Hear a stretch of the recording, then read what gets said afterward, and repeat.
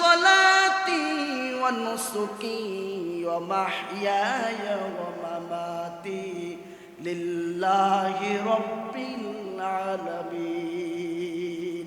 বলে ইন্না সলাতি ওয়া নুসুকি, যে আমার নামাজ, আমার কুরবানি, আমার বেঁচে থাকা, আমার মরে যাওয়া সব কিছু কার জন্য? আর একবার বলেন কার জন্য?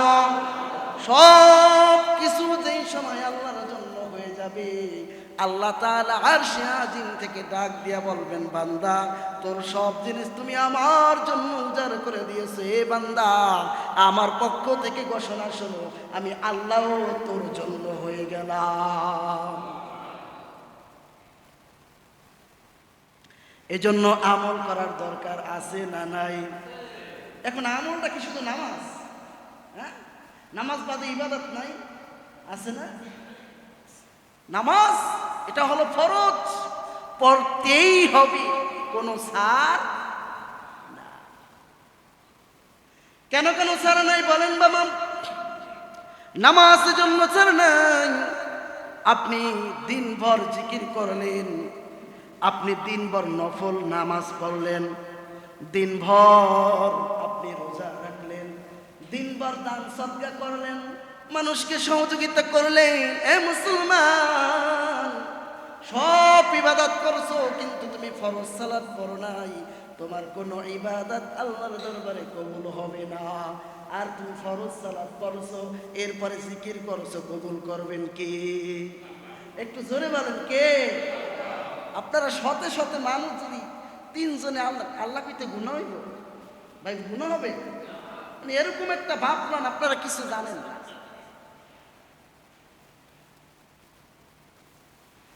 আল্লাহ আমাদেরকে হেদায়েত দান করুক, পরে আমিন। সম্মানিত হাজির, তো এই আমলের কিছু কথা আমি আপনাদের সাথে শেয়ার করব, শুনবেন তো ইনশাল্লাহ? মনোযোগ আছে? তাহলে এক নাম্বার আমল দেই, বান্দা যখন ঘুমাইতে যাইবে, ঘুমের বিছনায় যদি যায়, অজু অবস্থায় ঘুমের আগে যদি কোনো বান্দা 21 বার বিসমিল্লাহির রহমানির রহিম পাঠ করে, বিসমিল্লাহির রহমানির রহিম, বিসমিল্লাহির রহমানির রহিম হাতের পর গুনিয়া গুনিয়া যদি 21 বার ঘুমের আগে পাঠ করে, তাহলে বান্দাকে 3টা পুরস্কার দেওয়া হবে। কয়টা? জোরে বলেন কয়টা? এক নম্বরে আল্লাহ তাআলা বলেন, ওই বান্দার জান এবং মাল আমি আল্লাহ তাআলা হেফাজত করব। 2 নম্বর, ঘুমের ঘরে ওই ব্যক্তি কোনো খারাপ স্বপ্নে কোনোদিন দেখবে না। 3 নম্বর, ওই বান্দার চেহারার ভিতরে আমি আল্লাহ তাআলা নূর ঢুকাইয়া দিব।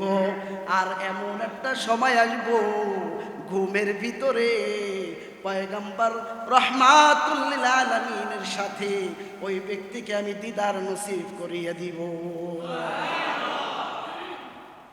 তাহলে 1 নম্বর ফায়দা পাইলাম, বিসমিল্লাহির রহমানির রহিম আমরা সকলে পারি না?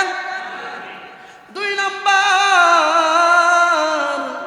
কোন বান্দা যখন ঘুমাইতে যায়, ওই বান্দা যদি অজু অবস্থায় ঘুমাইতে যায়, আর ঘুমের পাশে যাইয়া বিছনায় যাইয়া যদি এই হাতটা, ডান হাতটা যদি গালের নিচে দিয়া, ওই বান্দা সূরা ফাতিহা 1 বার, সূরা ইখলাস 3 বার, সূরা ফালাক 3 বার, সূরা নাস 3 বার পাঠ করিয়া ঘুমায়, আল্লাহর রাসূল সাল্লাল্লাহু আলাইহি ওয়াসাল্লাম বলেন, ওই ব্যক্তি পুরা কোরআন শরীফ পড়িয়া তারপর তিনি নিদ্রায় গেল। সুবহানাল্লাহ।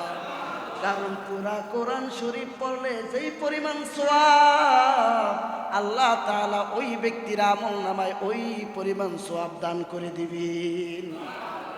নাম্বার 2, ওই বান্দা যখন ঘুমাইয়া যাইব, বান্দা ঘুমের ঘরে যদি মৃত্যুবরণ করে রে মুসলমান, আল্লাহ তাআলা বলেন ওই বান্দার মৃত্যুটা আমি আল্লাহ তাআলা শহীদ মর্যাদা দান করে দিব। আমার বাবারা, আমার বন্ধুরা, এই নফল ইবাদতগুলো অনেকে করতে চায় না, শুধু বলে ফরজ পড়লেই হবে। আমিও বলি ফরজ পড়লেই হবে, তবে নফল এমন একটা জিনিস, আপনি গার্মেন্টসে চাকরি করেন বা সরকারি চাকরি করেন, 8 ঘন্টা একটা নির্দিষ্ট ডিউটি, এরপর যদি আপনি ওভার টাইম করেন প্রত্যেক ঘন্টায় টাকা আছে না নাই? জোরে বলেন আছে না নাই? ওটা তো আপনার নির্দিষ্ট ডিউটি, স্যালারি থাকবেই। যদি আপনি ওভার টাইম করেন আরো স্যালারি বাইরে যাইব। কথা বলেন ঠিক কিনা? ও বাবা, নফল কিছু ইবাদত আছে, তার ভিতরে এক নম্বর ইবাদত হলো রাতে জাগিয়া জাগিয়া কিয়ামুল লাইল করা। কিয়ামুল লাইল মানে রাতে তাহাজ্জুদ নামাজ পড়া। কি নামাজ? জোরে বলেন কি নামাজ? দুনিয়াতে আল্লাহ তাআলা 5 ওয়াক্ত নামাজ দিলেন। মুয়াজ্জিন সাহেব মাইকের, মসজিদের মাইক দিয়ে তিনি ডাকতে থাকেন, হাইয়া আলাস সালাহ, হাইয়া আলাল ফালাহ, এসো কল্যাণের দিকে এসো, এসো রহমতের দিকে এসো। আপনাকে নামাজ পড়তে আহ্বান করা হয়। কিন্তু কিয়ামুল লাইল এমন একটা জিনিস রে মুসলমান, কোন বান্দা যদি কিয়ামুল লাইল করে ওই ব্যক্তিকে কোনো মুয়াজ্জিন ডাইকা উঠায় না, আল্লাহ তাআলা আরশে আজিম থেকে ডাইকা তাকে উঠায়া দেয়। এই তাহাজ্জুদ নামাজের এত দাম। আল্লাহর রাসূল সাল্লাল্লাহু আলাইহি ওয়াসাল্লাম বলেন, তোমরা কি আল্লাহর সাথে সাক্ষাৎ করতে চাওনি? আল্লাহর সাথে কথা বলতে চাওনি? আল্লাহর সাথে প্রেম বাড়াইতে তোমরা চাওনি? যদি আল্লাহর সাথে তোমরা প্রেম বাড়াইতে চাও, আল্লাহর সাথে কথোপকথন বলতে চাও, আল্লাহকে যদি সবচাইতে কাছে পাইতে হয়, তাহলে তোমরা কিয়ামুল লাইল করো, তথা রাতে দাঁড়াইয়া দাঁড়াইয়া কিয়াম করো। এরপর যখন তুমি সিজদায় যাইবা, সিজদায় যাইয়া সুবহান রাব্বিয়াল আলা বলতে দেরি, আমার আল্লাহ তোমার ডাকে সাড়া দিতে দেরি করবেন না। এই যে রাতে তাহাজ্জুদ নামাজ পড়া, এটা নফল, এটা কি ইবাদত? যারা বলেন কি ইবাদত? তাহলে যারা বলে নফলের কোনো দাম নাই, এদের কথা কি ঠিক নাকি? আল্লাহ রাসূল সাল্লাল্লাহু আলাইহি ওয়াসাল্লাম, যার কোনো গুনাহ ছিল না, আমার নবী এমন নবী যার উপরে ভালো কোনো মানুষ আল্লাহ তাআলা পৃথিবীতে তৈরি করেন নাই, ভবিষ্যতেও করবেন না। আমার নবীর কোনো ভুল ছিল না, আমার নবীর কোনো পাপ ছিল না, আমার নবীর কোনো অহংকার ছিল না, আমার নবীর ভিতরে কোনো লোভ ছিল না, আমার নবীর ভিতরে কোনো ধরনের লালসা ছিল না রে মুসলমান। যেই নবী কোটি কোটি উম্মতকে সুপারিশ করিয়া জান্নাতে ঢুকাইবেন, ওই নবী তাহাজ্জুদ নামাজ পড়ছেন কি পড়ছেন না? যারা বলেন পড়ছেন। তাহলে কেন তিনি পড়লেন? এমন তাহাজ্জুদ নামাজ পড়লেন, এমন রাত গেছে, এশারের সময় দাঁড়াইছে, ফজরের সময়, তারপর তিনি কিরাত ছাড়ছেন, তার কিরাত এতটা লম্বা হয়েছে, সারা রাত দাঁড়াইয়া দাঁড়াইয়া তিনি কিয়ামুল লাইল করেছেন। সুবহানাল্লাহ। কি জন্য করেছেন? কি জন্য করেছেন রে উম্মত? ওই নবী এতটা ভালোবাসতেন আমাদেরকে, ওই নবী দেখাইয়া দিয়েছেন যে উম্মত, আল্লাহকে পাইতে হইলে কিছু কষ্ট তোমাকে করতে হবে, আল্লাহকে পাইতে হইলে কিছু ত্যাগ তোমাকে স্বীকার করতে হবে। যদি ত্যাগ স্বীকার করতে পারো গো, আল্লাহ তাআলা অবশ্যই দুনিয়াতে তোমার সব প্রয়োজন মিটাইয়া দিবে। তাহাজ্জুদ নামাজ এমন একটা নামাজ, আমার বাবারা, আমার বন্ধুরা, দুনিয়াতে যত বড় আল্লাহওয়ালা হোক, যত বড় বুজুর্গ হোক, যত বড় পীর মাশায়েখ হোক, প্রত্যেকের জীবনী পইরা দেখবেন কোনোদিন তাহাজ্জুদ নামাজ তারা কামাই দেয় নাই। কারণ তাহাজ্জুদ ব্যতীত কেউ আল্লাহর ওলি হইতে পারে না। ঠিক কিনা বলো আমার বাবারা, আমার বন্ধুরা? এজন্যই নফল আমলগুলোর দরকার আছে না নাই? এবার আসেন, নামাজের পরে কিছু আমল আছে। আমরা তো মোনাজাতের আশায় বৈশা থেকে হুজুর কখন দুটো হাত তুলবেন। আবার এই মোনাজাত যদি একটু লম্বা হয় তাহলে অনেকের কপাল গোছায়া যায়, আছে না নাই? হুজুরে এত বড় মোনাজাত দেওয়া লাগেনি, মোনাজাত দিলেও দোষ, না দিলেও।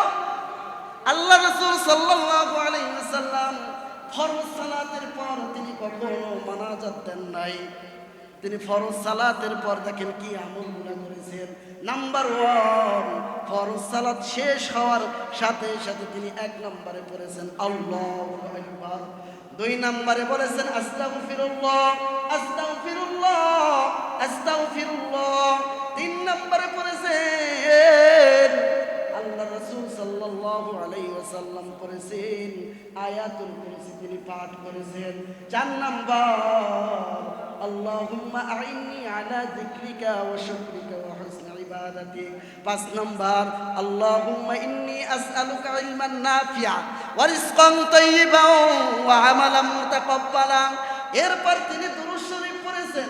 এরপর তিনি আরো বিভিন্ন ভাবে দোয়া করেছেন। এরপর তিনি আল্লাহর কাছে মাফ চাইছেন, পানাহ চাইছেন, উম্মতের হেদায়েতের জন্য দোয়া করেছেন, উম্মতের জন্য তিনি দোয়া করেছেন, আমাদেরকে শিক্ষা দিয়েছেন। এখন আমরা কি করি? নামাজের পরে তাৎক্ষণিকভাবে 2টো হাত বাড়ায় দিই, একটা আয়াত কোন রকম কইরা আলহামদুলিল্লাহি রাব্বিল আলামিন শেষ। আছে না নাই? মানুষও খুশি, ইমামও খুশি, কারণ ইমামের তো চাকরি বাঁচায় রাখতে হইব, ঠিক কিনা? আমি যদি এই মসজিদে ফরজ সালাতের পর মোনাজাত না দেই, অনেকে কইব হুজুর কি আহলে হাদিস হয়ে গেলেন না? আহলে হাদিসরা এই মোনাজাত দেয় না। এ তো হাদিস কি আহলে হাদিসের হাদিস না হাদিস নবী?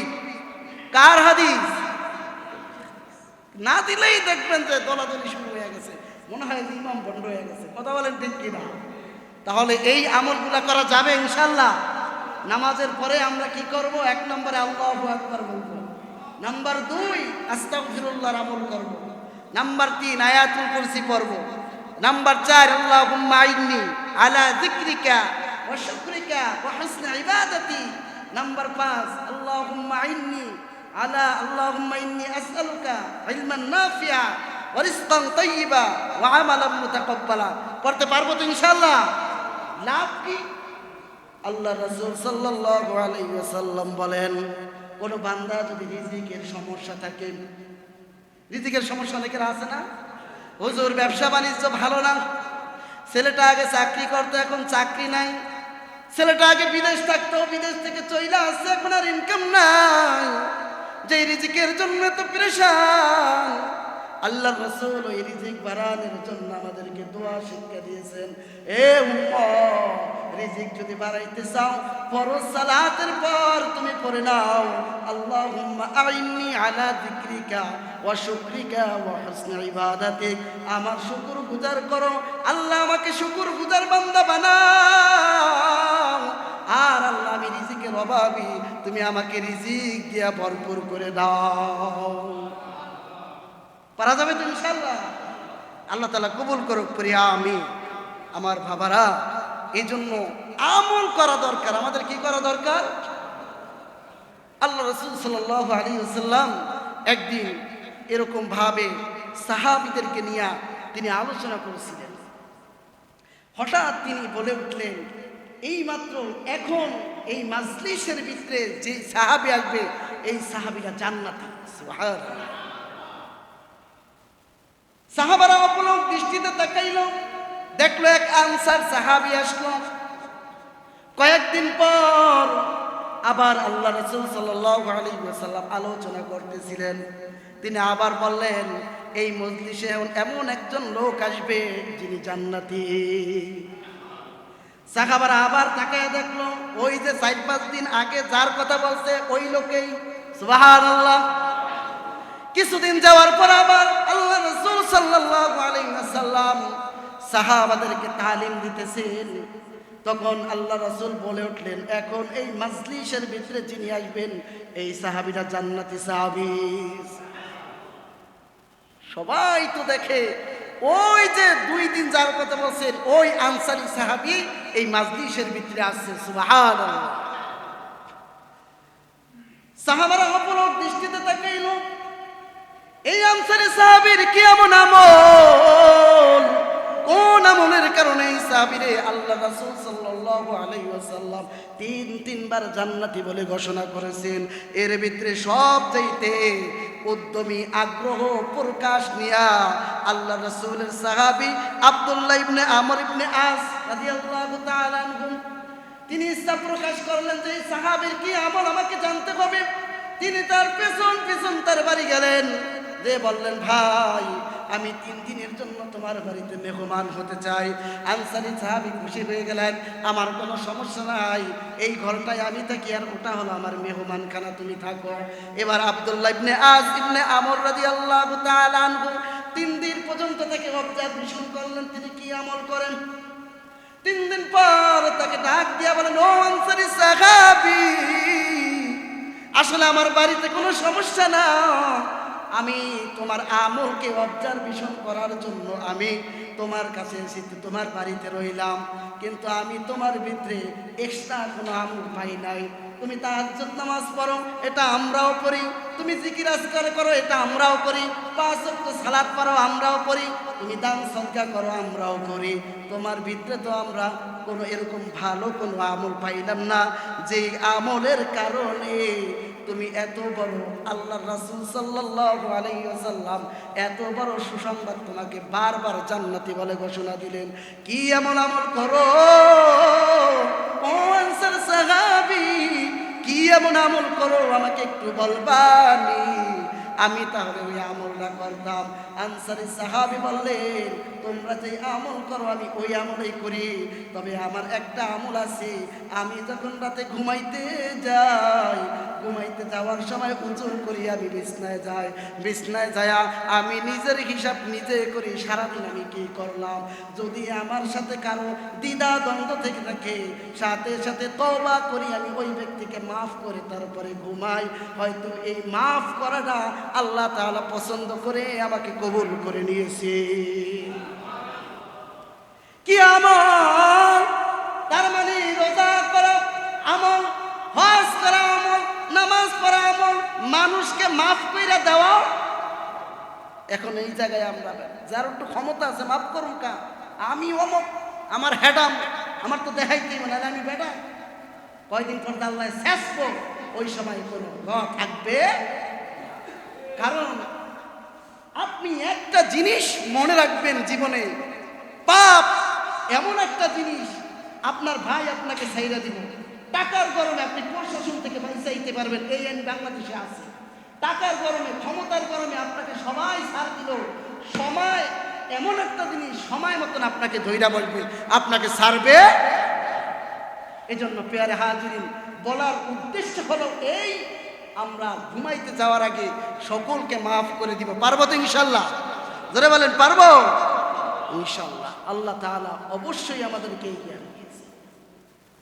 2 নম্বরে আর একটা ঘটনা বলি, এই যে আমরা যে ইবাদত করি এর ভিতরে দান হলো অন্যতম ইবাদত। আল্লাহর রাসূল সাল্লাল্লাহু আলাইহি ওয়াসাল্লাম বলেন, দান এমন পাওয়ারফুল, কেউ যদি দান করে, ওই ব্যক্তি যদি দান করিয়া দোয়া করে, আল্লাহ তাআলা সাথে সাথে ওই ব্যক্তির দোয়াকে কবুল করে। সুবহানাল্লাহ। আল্লাহ তাআলা এই জমিনকে সৃজন করার পর জমিন কাঁপে, ভাইব্রেশন করে, কাঁপতেছে, তখন আল্লাহ তাআলা এরকম ভাবে জমিনের ভিতরে পাহাড়কে গেড়ে দিলেন। ফেরেশতারা ডাক দিয়ে বলে, আল্লাহ পাহাড়ের এত শক্তি, জমিনের কাঁপাকাঁপি বন্ধ করলো। আল্লাহ বলেন, না না, পাহাড়ের চাইতেও শক্তি আছে। বলে সেটা কি? বলে সেটা হলো লোহা। আল্লাহ তাআলার ফেরেশতারা আবার ডাক দিয়ে বলে, আল্লাহ তাআলা লোহার থেকে শক্তিশালী কিছু আসেনি? বলে হ্যাঁ আছে। কই সেটা কি? লোহার থেকে শক্তিশালী হলো আগুন, কারণ আগুন দিয়া লোহা পুড়িয়া তারপর লোহাকে যেমনি ইচ্ছা অমনি করা যায়। কথা বলেন ঠিক কিনা?